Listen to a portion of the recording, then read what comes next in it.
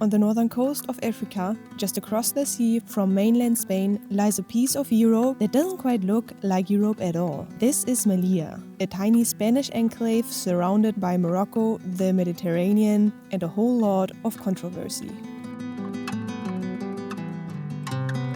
First things first, where exactly is Melilla?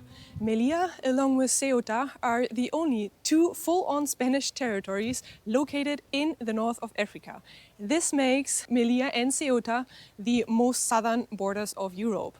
In theory, you can see Spain in this direction. We cannot see it because it's simply too far. But what we can see from here is Morocco. These mountains that you can see in the background are already Morocco. In today's video, we are going to explore the history of this very strange European border here on the African continent. Melilla is home to more or less 85,000 people. And since it's part of Spain, of course, you will find Spanish schools here. The euro is its currency, and Melilla is also part of the European Union.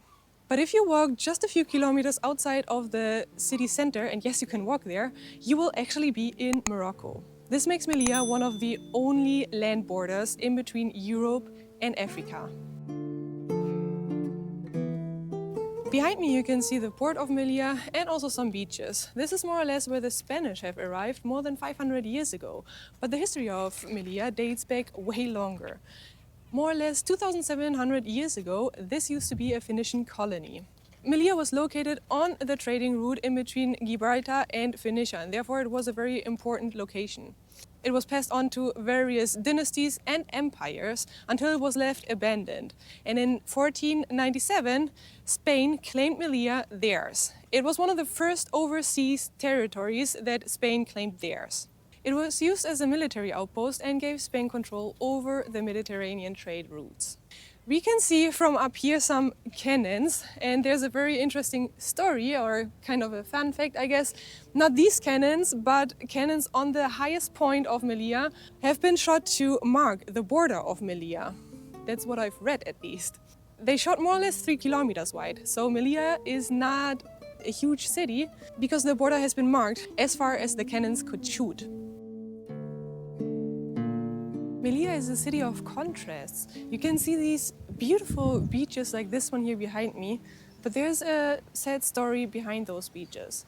Because in the background you can see some mountains that already belong to Morocco. In theory, you can swim there, and this is also what has happened. There were mass crossings, or mass swimmings, if you want to call them like that, where people from Morocco arrived here on the beaches of Melilla. They were desperate in search of a better future here in Europe. Those people aren't only from Morocco. Most of them come from various countries all over Africa. They go on a very long journey to reach European territory. We are now going to get a little bit closer to the border to explore a little bit more what is going on there on the border, what does it look like, and also I will tell you the sad story that lies behind this very controversial border here in Europe. We are now in front of the border, and this is where things get complicated. You can see a huge, more or less 6-meter high fence that is full of barbed wire. It is designed to hold back undocumented immigrants and asylum seekers. There are organized mass crossings that take place here in this border. A lot of those crossings are violent, and there have been even people who died during these crossings. The mass crossings are being organized in the mountains that are here in the surrounding areas. People meet up there, hundreds of them, and then cross all together, or at least attempt to cross all together. It is a highly guarded area, and of course it will be a little bit difficult to film here, but we are going to try to get a little bit closer and have a closer look of the fence. We are now right in front of the fence, and to be honest, this is very impacting to see this from close up. I cannot see it super clearly due to all of the barbed wire, but I believe there are 4 fences lined up in front of each other, and they are full of barbed wire also on top of them to make it even harder for people to jump over the fences. I cannot help but wonder if this is really the best solution there is to get control over those illegal crossings. Because to be honest, these people who come all this way here, a lot of them have already crossed various countries of Africa. They have gone on a very dangerous journey. They have been through a lot, and I do not believe that a fence like this would make them stop to try to jump over it. So the more barbed wire they put on top of these fences, the more dangerous it will be for people in the end. So I don't know, is this really the best solution out there? Let me know what you guys think in the comments below. The fence here has made worldwide headlines in 2022 when a mass crossing occurred. Hundreds of African migrants tried to jump over this fence. And during this mass crossing, panic broke out and a conflict broke out in between the police here in Spain and the migrants. On that day, 200 African migrants got injured and 37 migrants died during the attempt to cross this border. To get more control over this whole situation, this fence has been more and more protected. It has been improved over time. And due to this very fortified fence, this border is also known as the Fortress Europe. But why does Spain even hold on to Melilla? Well, Melilla was part of Spain since many centuries. It is due to the history, basically.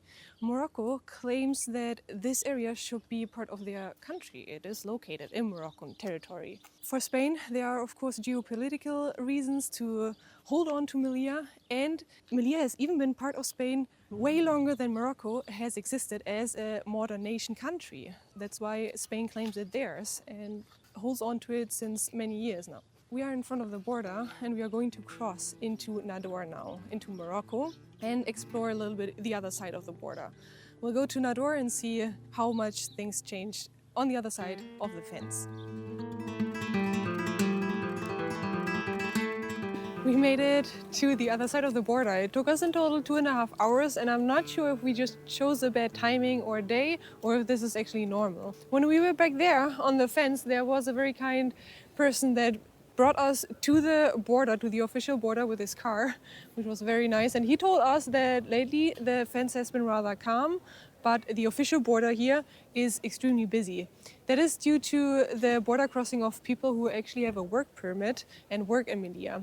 Quite often, they stay there during the week and work and come back to their families on the weekends. It is strange to basically just walk a few meters and suddenly you arrive in a whole different world.